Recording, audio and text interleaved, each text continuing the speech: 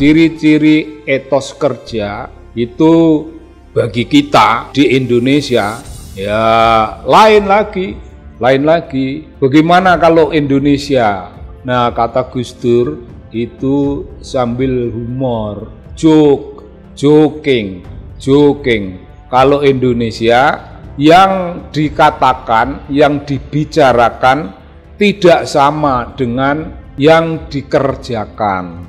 Jadi yang dibicarakan beda dari yang dikerjakan. Urusannya bukan sedikit atau banyak. Ini urusannya bagi Gus Dur itu tekanan.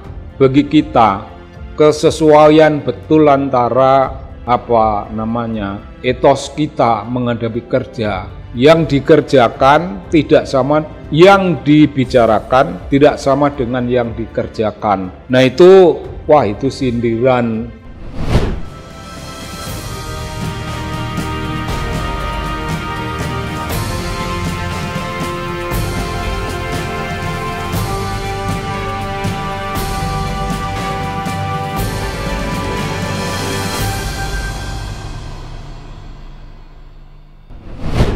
Salam Bung, terima kasih Anda masih setia betul mendengarkan omongan ini. Kali ini saya ingin berbagi kepada Anda suatu jenis lelucon dari Gus Dur. Gus Dur ya senang lah bikin lelucon. Aneh bahwa saya tidak pernah mendengar ini sebelumnya. Saya mendapat lelucon ini dalam bentuk tertulis yang diedarkan melalui WA Group oleh bisan saya, Profesor Harun Al-Rasyid dari TB. Nah, lelucon Gus Dur itu membuat kategorisasi tentang ciri-ciri karakter suatu bangsa. Ciri-ciri karakter suatu bangsa. Saya merenung-renung, ini menurut saya tidak terlalu tepat, jadi saya mengganti sekedar judulnya. Judul yang lebih tepat itu ciri-ciri etos kerja.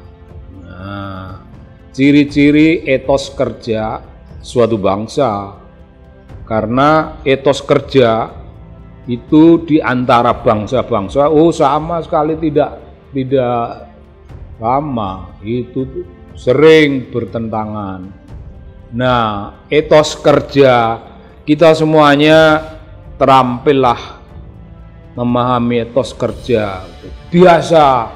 Lalu kita sebentar-sebentar ngomong mengenai etos kerja kurang bagus, etos kerja kurang dinamis dan sejenisnya.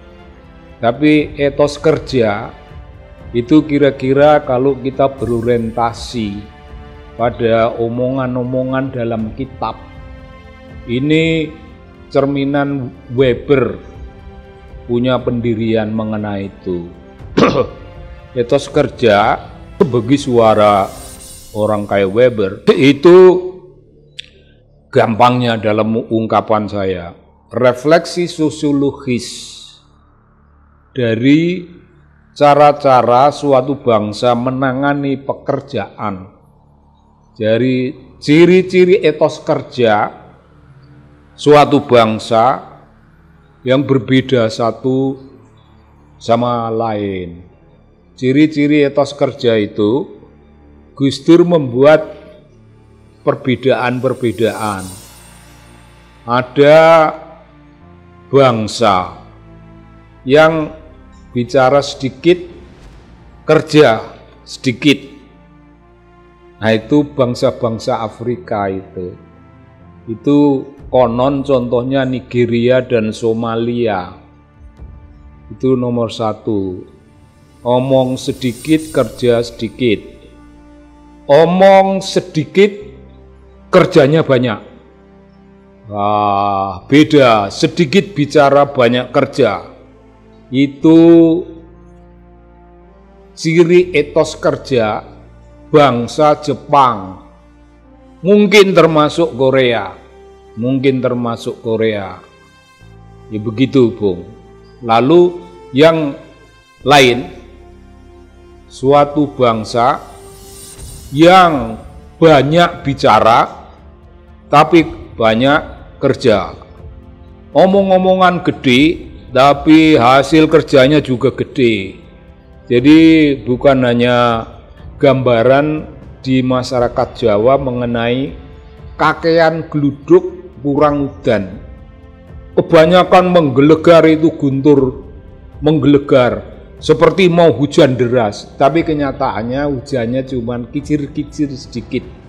Nah itu Amerika berkebalikan dengan itu, banyak bicara banyak kerja. Begitu, Bung, ciri-ciri etos kerja suatu bangsa menurut Gus Dur, dan saya setuju dengan itu.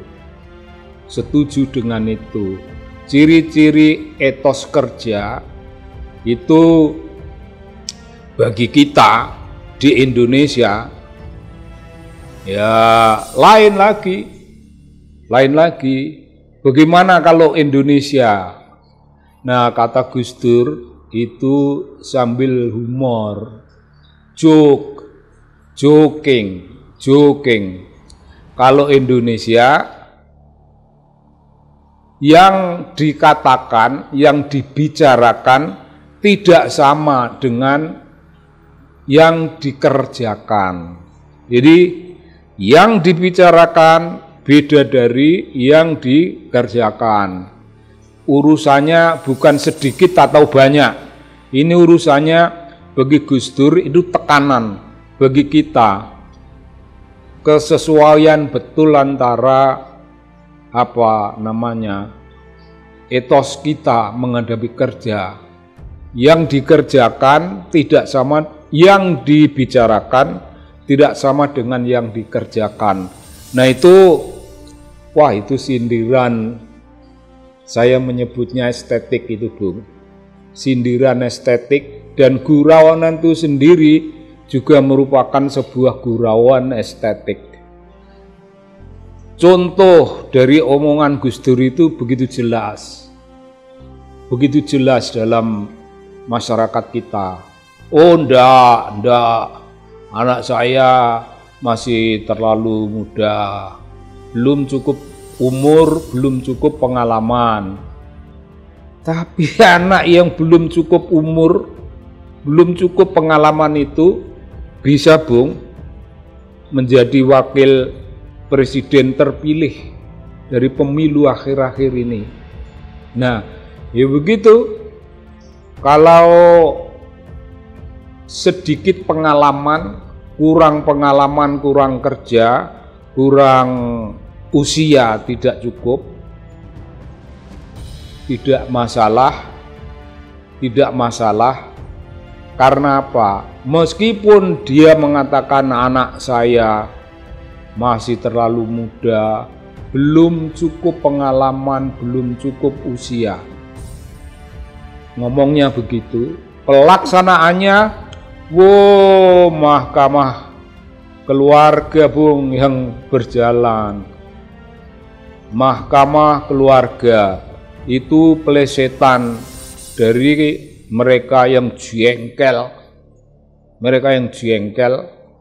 dari Mahkamah Konstitusi. Aslinya Mahkamah Konstitusi yang mengatur urusan itu.